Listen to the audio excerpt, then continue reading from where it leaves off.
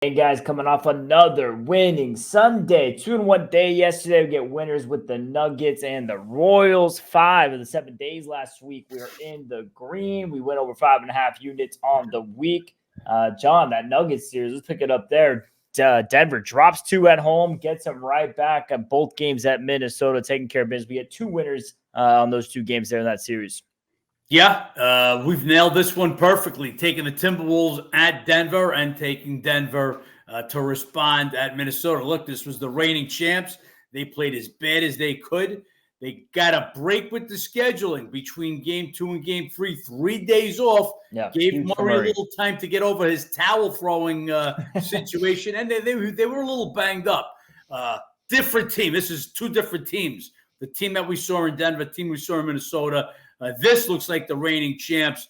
Minnesota now got to feel that rope getting a little tighter around their throat after having a 2-0 lead going home. Now to go back to Denver, a place where they hadn't fared well prior to the 2 games, games 1 and 2.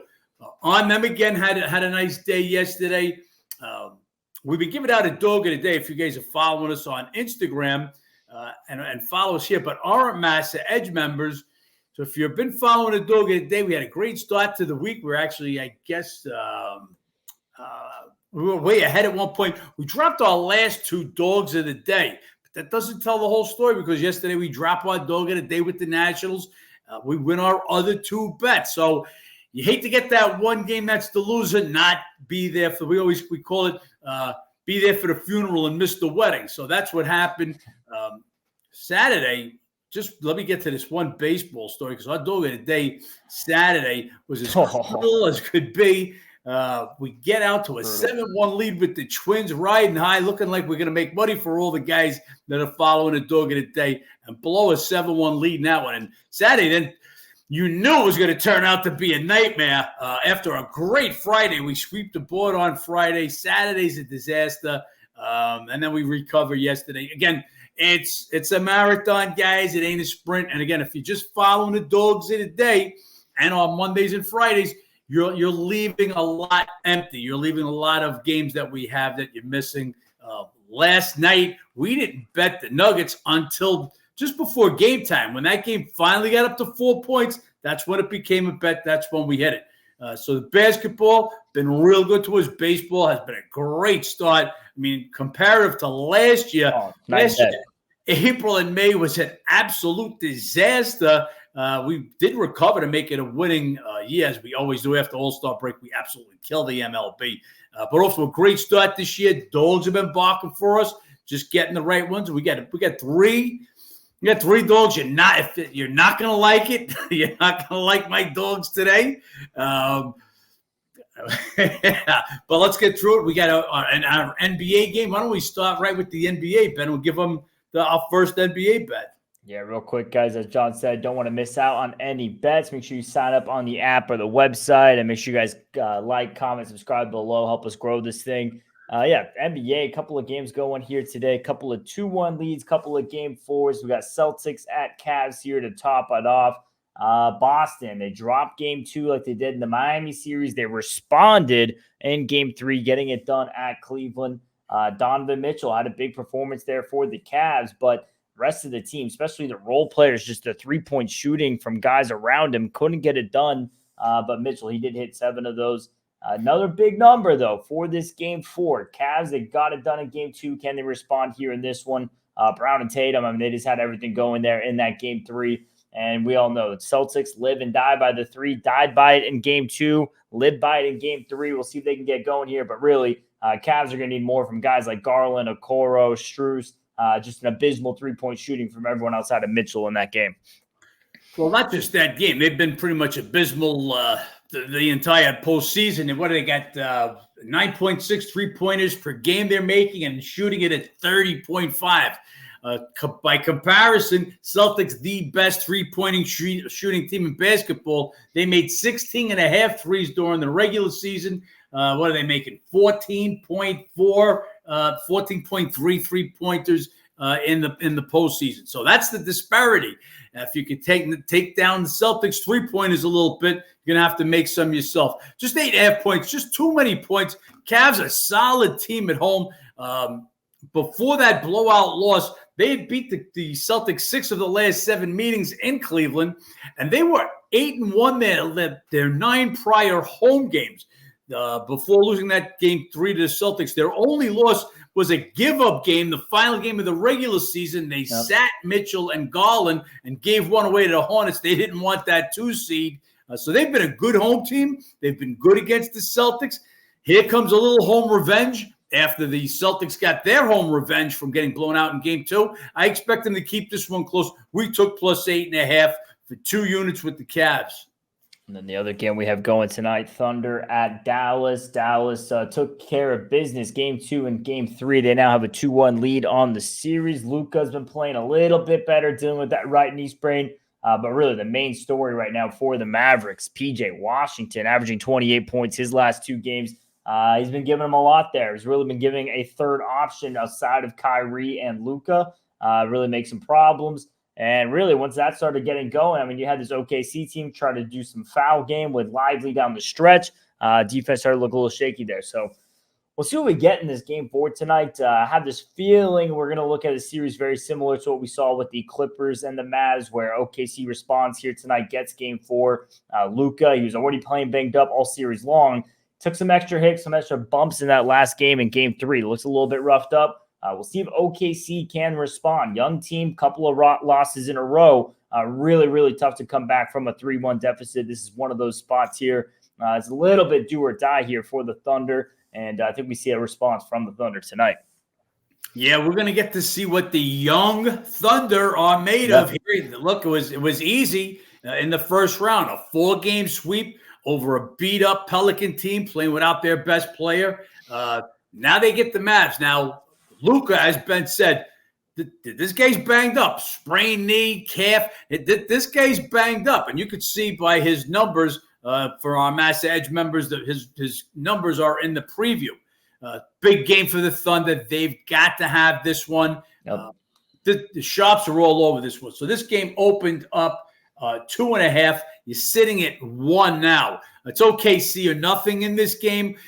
They've got Luka listed questionable. Now, I don't see any way in the world that this guy is sitting out this game. So once they announce that he's officially in, that number should bounce up a little bit. I would take 2 for a little something on this game. OKC or nobody. Any game they have to win against a beat-up team, a beat-up Luka team.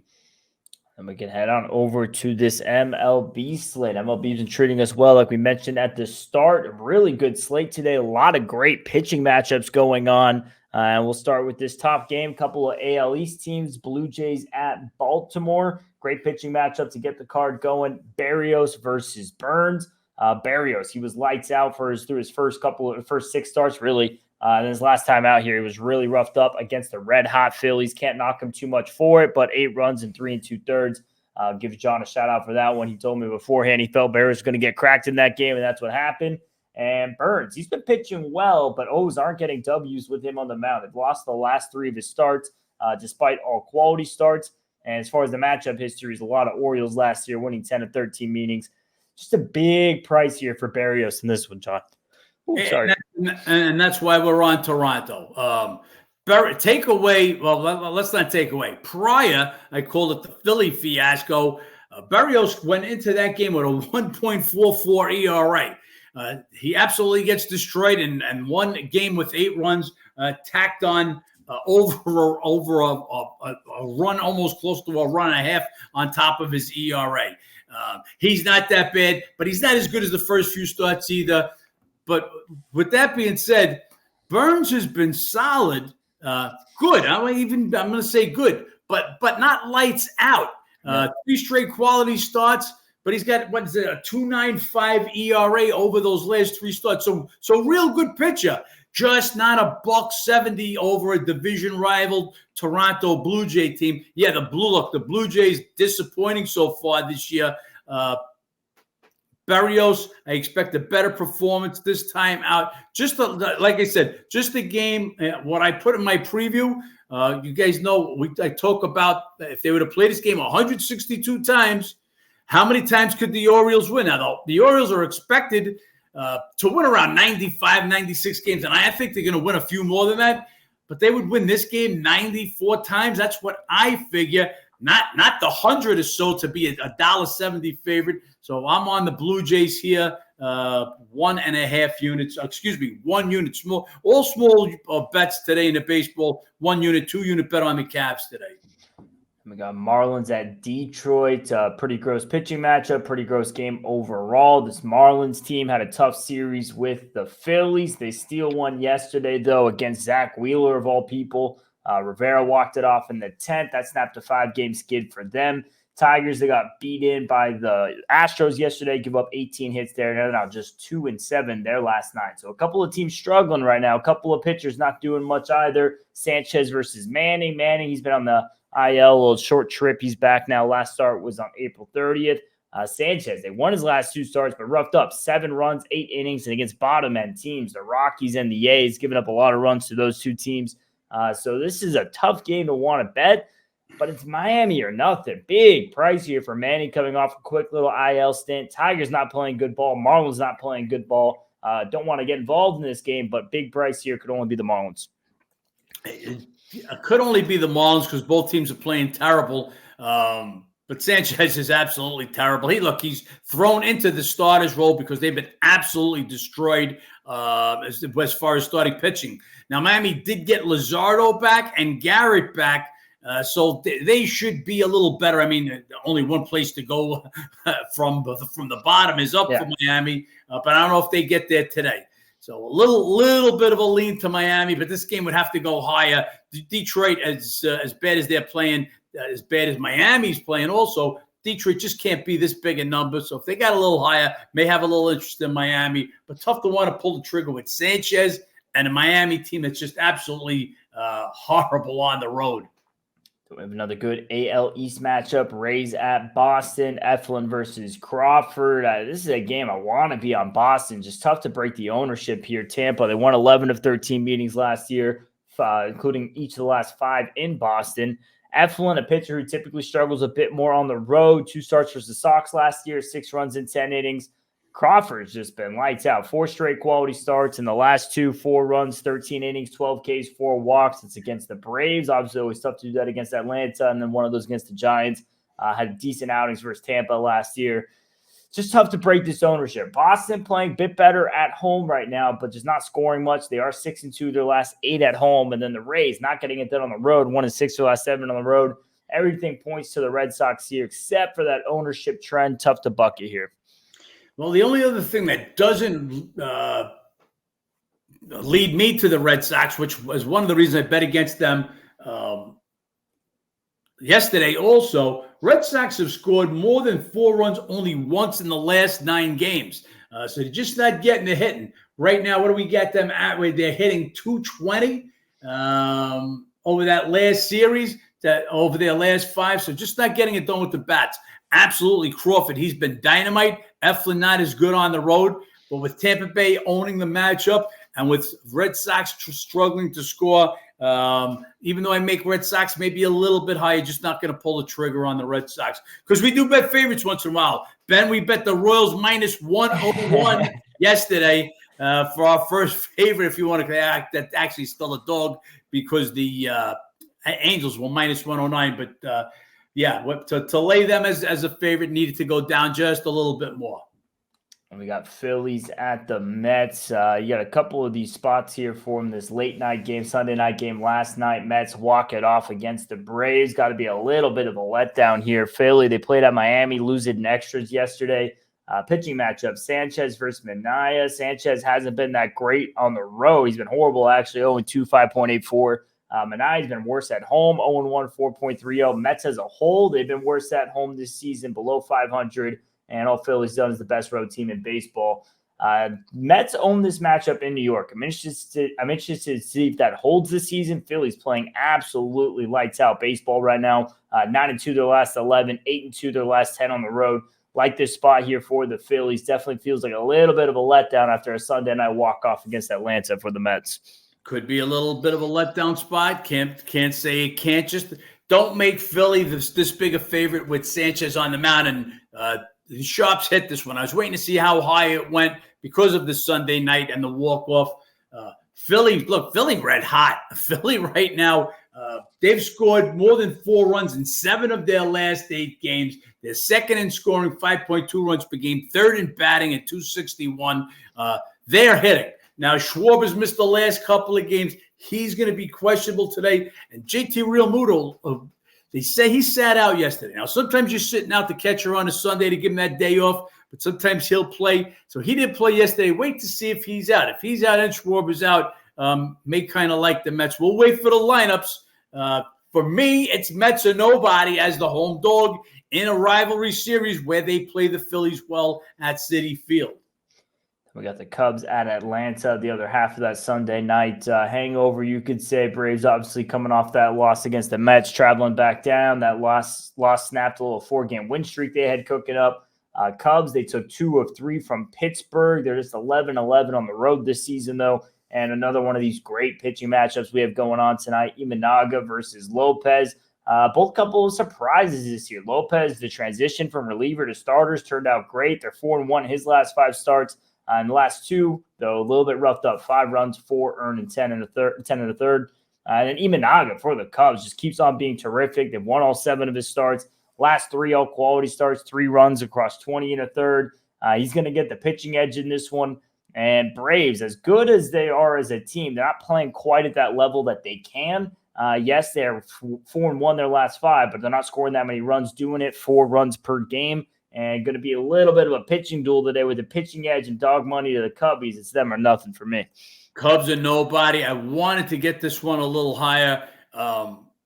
Braves not hitting it, they're not slaughtering the way they were. And now they're going to be without Austin Riley. He's going to miss at least the next couple of days. He left the game last night. Lopez, as Ben told you earlier, I feel exactly about Lopez, just what I feel about Berrios in his last game. Due for some regression here, and you could see it slightly in the last couple of starts. 12 Ks, but 6 walks over 10 and a third innings. He gives up 5 runs. Think this just might be the game for a Cub team that put some runs on the board at Pittsburgh over the weekend. And Imanaga has just been phenomenal. So it's Cubs or nobody. Again, if this thing ticks up a little bit, I'll be on the Cubs in this one.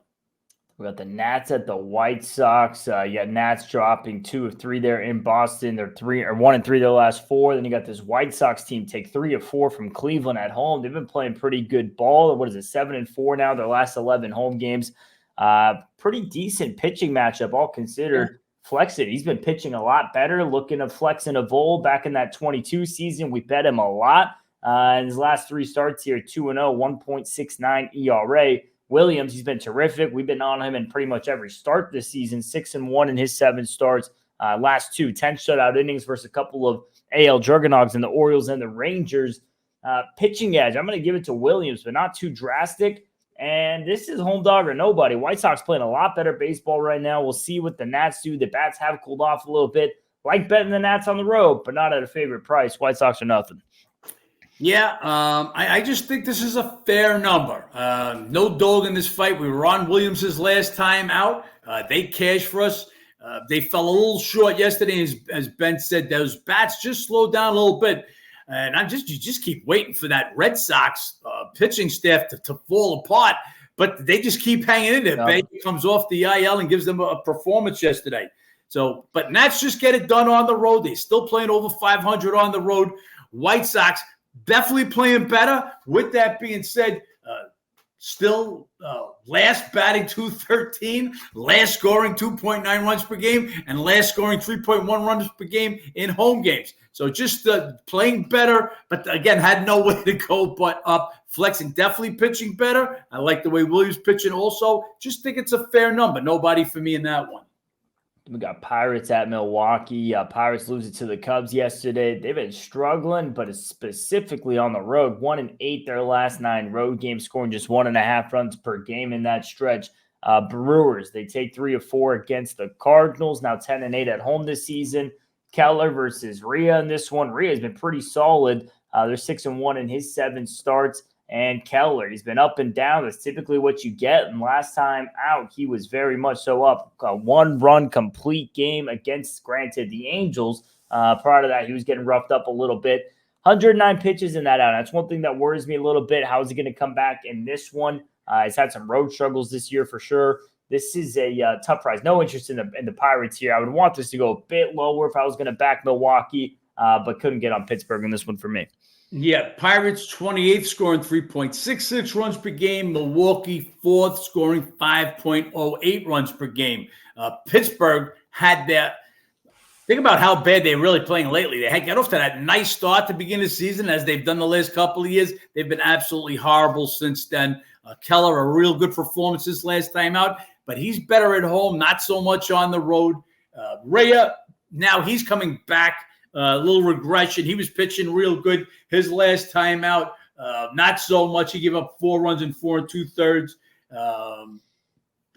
In this game, Milwaukee, I don't make quite this high because I don't give Rhea that much of a pitching edge, if at all, in this one. But no way do I want the Pirates, a team that's struggling to score.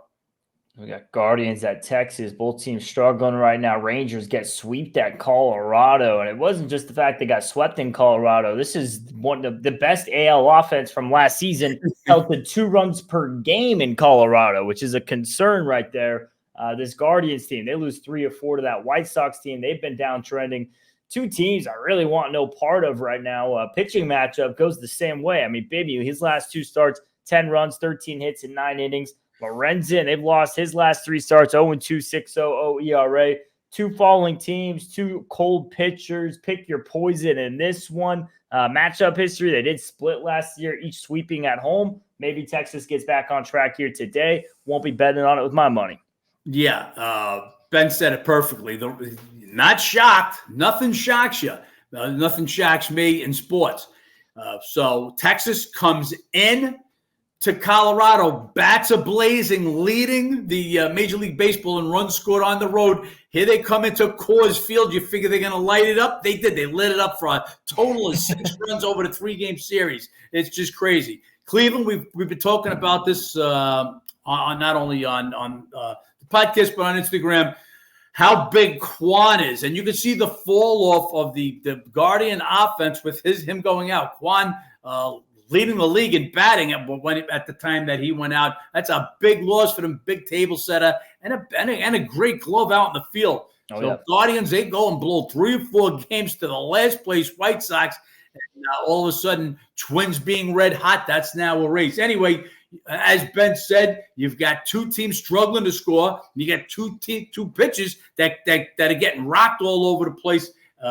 I got to still make Texas a little bit of a bigger favorite. This is a dead pick'em game, and I'm around -113 with Texas. Carter's missed the last few games. He's questionable for Texas. We'll see where this line is later. It would be Texas or nobody for me at a pick at home. Then we got the A's at Houston in this next game. John, this is the dog of the day out on Instagram. Some of you might have seen this already by now, so I'll let you take this one here. Yeah, I mean, does anybody know that the A's are 4th in MLB with 55 home runs and that they've scored 8 runs or more in 4 of their last 6 games? That's what we call a puncher's chance. When you got 2 heavyweights and one's got a knockout punch, it's a puncher's chance, and that's what they'll have today. Astros, they're waking up their bats. Astros actually lead MLB in batting average at 262, but they don't win at home. Houston Astros now, over the last 2 years, including the playoffs last year, they're 47-59. It's just a 44.3 winning percent. A's are going with Stripling on the mound. He got destroyed. He didn't last 2 innings and gave up 11 runs his last time out. Arrighetti goes, the rookie for Houston. He's got an ERA over 8. Expect a slugfest in Houston. I took +160. There's value at the A's. They're playing good baseball on the road, just 1 game under 500. They're hitting the ball. I got the A's in this one. Yeah, definitely a live dog with Oakland. We'll see what we get out of these 2 pitchers. Could definitely be a look at the over. Like John said, should be a slugfest the way these 2 pitchers have been going, the way the bats have been going for both teams. We'll see if we get that continued today. Then we got a couple of just brutal teams. Gross matchup. Cardinals at the Angels. This Cardinals team just keeps on being disappointment. Goldschmidt, luckily, starting to heat up a little bit. He would have that 0 for 33 stretch. He broke that Saturday night in his last AB. Yesterday gets a homer, so maybe you got Goldschmidt heating up a little bit. Either way, Cardinals win yesterday, snaps a 7-game losing streak. Angels, they lose yesterday to Kansas City, one of our winners for us. They lost 3-4 in that series. They're in AL worst, 5-14 at home. Two teams not gotten it going right now. Liberatore versus Soriano on the bump. Two pitchers who started off this year in the bullpen, working them back out as starters, back up and down, bullpen starters. And you're looking at about a pick-em game on this one as well. I mean, Soriano just brutal at home so far this year. So that's the only reason I would have a lean to the Cardinals. Outside of that, no interest in this game. Yeah, I'm right there with the game. It's pick or maybe Cardinals ahead a penny or two. So 107, just what it is right now. Just to kick back to that Cardinals series, we had no interest Saturday night in the Cardinals until we got to Milwaukee was the hottest bet of the day. Until we get late info, Yelich was going to be out of the lineup, so we jump in on the Cardinals. 3-1 lead, but we blow it 5-3. The Sunday, Arenado sits for St. Louis, and of course, Milwaukee wins it. This is how gambling goes. Today they'll go Goldschmidt. He had his third home run of the year. He looks lost. It could be over. That's how quick sometimes it is, guys. It's really tough to watch him. I mean, he's missing pitches by a foot, swinging missing pitches by a foot. So anyway, he catches a home run last night. Maybe that's the start of something. We'll see. Two bad teams, as Ben said. Angels without Trout. This is a lost team. Both teams right now are thought they would be okay. St. Louis was expected to challenge in the NL Central. Angels, we thought maybe 500 or just below 500 would make a little bounce back after the last year. Two terrible teams. This game's a pick 'em. I got no dog in this fight. Then we got the Reds at the D-backs in this next game. Another good pitching matchup in this one. Ashcraft versus Montgomery. Montgomery's been really good. 3 of his 4 starts, quality starts. The only one that wasn't. He was absolutely crushed by the Dodgers. Granted, that was also his only start in Arizona so far. The other 3 starts all on the road, all the quality starts. So is that because of the Dodgers? Is it because it's in Arizona? Maybe a little bit of both. Going to be something we got to watch here. But again, can't knock it for getting cracked by that lineup. And then Ashcraft. The Reds are 0-3 his last 3 starts. He's a much better pitcher on the road, 1.50 ERA in 4 road starts this year. D-backs, they just swept Cincy in 3 games in Cincy. Then you have, it was earlier this past week, and they're coming off this past series against the Orioles. They get the last one last night, and the Reds, hard-fought series, but they're just 1-10 their last 11. Want to be on Cincy here. Don't make the number quite this high. The Bats woke up a little bit in San Francisco. They're scoring more on the road than at home. But yeah, Reds are nothing here. Just tough. Need his number to go a lot higher to convince me on it. I can't. I mean, I agree with Ben that the number might be a little high, but that's a little high for a reason because nobody wants any part of Cincy right now. They scored 5 runs in yesterday's game in that loss.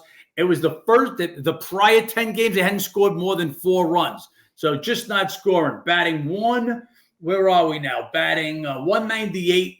Scoring 2.5 runs a game over the last 11 games. 29th for the year, batting 215. Only team hitting worse than them, Chicago White Sox. Reds ain't hitting. This is a different Reds team. Last year, you always felt like you were in the game. You can get a couple, 2-3 run inning here or there. This Reds team just not getting it done. Montgomery, as Ben said, if you take the Dodger outing out of there, the guy's as good as anybody pitching in baseball. He was great in the playoffs last year, so got to give him the pitching edge. Just don't want no part of Cincy. As they said, they just can't hit right now. And we got Royals at Seattle. Another great pitching matchup on the card. Singer versus Kirby. Kirby, who was roughed up by the Hot Twins his last time out. Prior to that, 2-0, 1.13 in his 4 prior starts. And Singer, his last 2 times out, 2 runs, 11 1/3, 12 Ks, 2 walks. That's against the Rangers and the Brewers. Kansas City coming off that win last night for us. They've been playing pretty good ball. 4-1 their last 5. Pretty decent on the road this year, all considered for a team that's usually horrible on the road. 10-9 so far. And then you have the Seattle team playing good ball at home. 9-3 their last 12. Took 2 of 3 there against Oakland. And this is KC or nobody. Singer's been pitching too well for this price to be this high. You're probably looking better off with an under in this game. Low total before good reason. Seattle, I mean, they're just a team that doesn't hit much. they get it done with the pitching. Going to be a pitcher's duel tonight. They have owned this matchup, but don't make the price this high.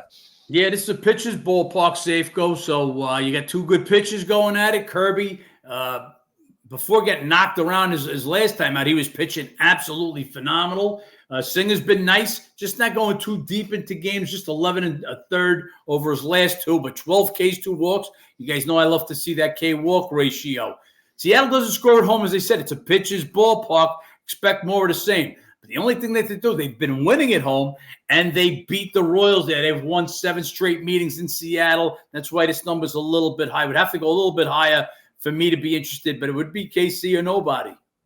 We got Rockies on in San Diego. Rockies heating up. Granted, all at home, 4 straight wins, 6 runs per game, 3-game sweep over the Rangers. They are in MLB worst, 3-18 on the road.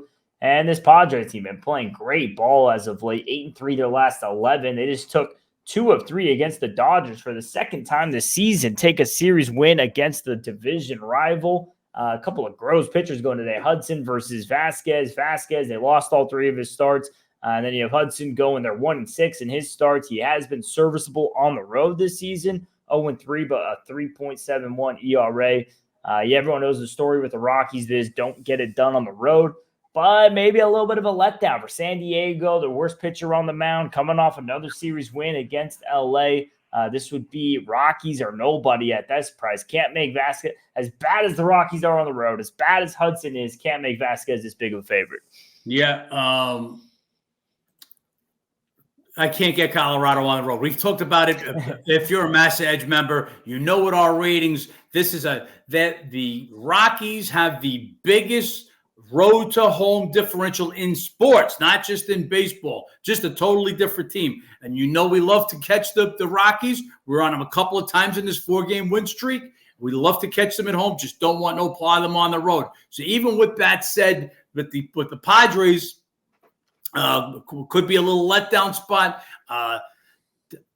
Not much talk about a big deal that they made. Grabbing Arias.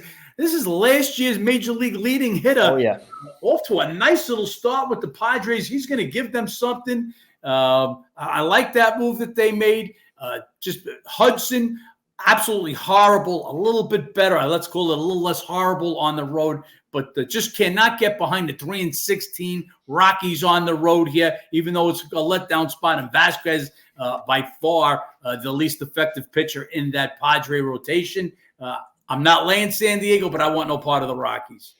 Yeah, I mean, as far as the Arraez comment there, I mean, he's essentially Juan Soto without the power. I mean, he's just a gets-on-base guy with a batting average, obviously, so putting him up in front in front of Machado and Bogarts and Tatis, maybe you get something going there.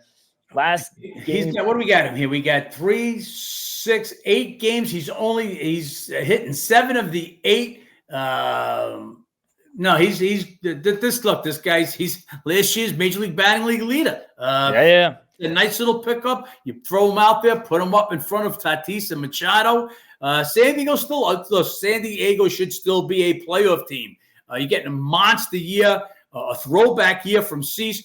Darvish looks real good. Did it again to the Dodgers. He always has success against the Dodgers. If you could straighten a couple of these other guys out, Musgrove, the Padres could cause some problems later down the road.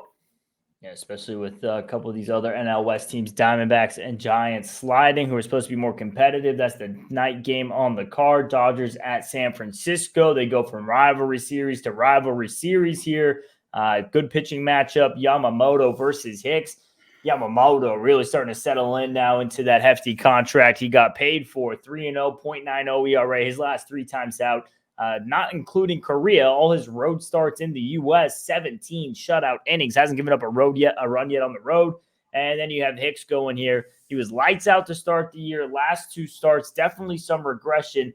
But you look deeper at it, it's not as bad as it looks. One was at Colorado Coors Field, that's understandable. The other one was at Philly, the hottest team in baseball. A couple of understandable bad starts there. I mean, granted, it's not any better facing the Dodgers, but we'll see what they get tonight. As far as the matchup history, all LA, 7 of the last 8 meetings. They won 4 of 6 in San Fran last year. But a big price on this one, especially with Ohtani possibly out tonight, John. Yeah, Ohtani missed yesterday's game, and they got blanked. bats went a little silent. They were red hot, 7-game winning streak. But just like that, the bats went ice cold in San Diego. Now come to San Fran. Again, another pitcher's ballpark. Look, Dodgers deserve to be the favorite. They got the better pitcher. Yamamoto throwing lights out right now. They're the better team. John, did I lose you? Might have had a laptop die here for John. So if that's the case, I might just go ahead and wrap this up for us, guys. It's the last game up on here. So sorry that we got him frozen. Let me remove him out of here. That is the Cash It Pod day. We do have a bet here on this game as well. Giants plus 170. John took earlier in the day. I believe that's where he was going to get to at this point. That is the slate. 3 MLB bets, 3 big dogs, a unit apiece. And we got an NBA bet with the Cavs. We appreciate you guys tuning in as always. If you guys would like to see this more often, please like, comment, subscribe below. Help us grow this thing. John and I are going to go ahead to the Instagram Live. If you're not following us on Instagram, please do at Massa Edge. They're Mondays and Fridays doing lives. John's been posting a dog of the day bet every single day of the week, so don't miss those out either. Appreciate you tuning in. We gave you a lot of free bets today. Let's cash some winners. Let's stay high, and let's make some money.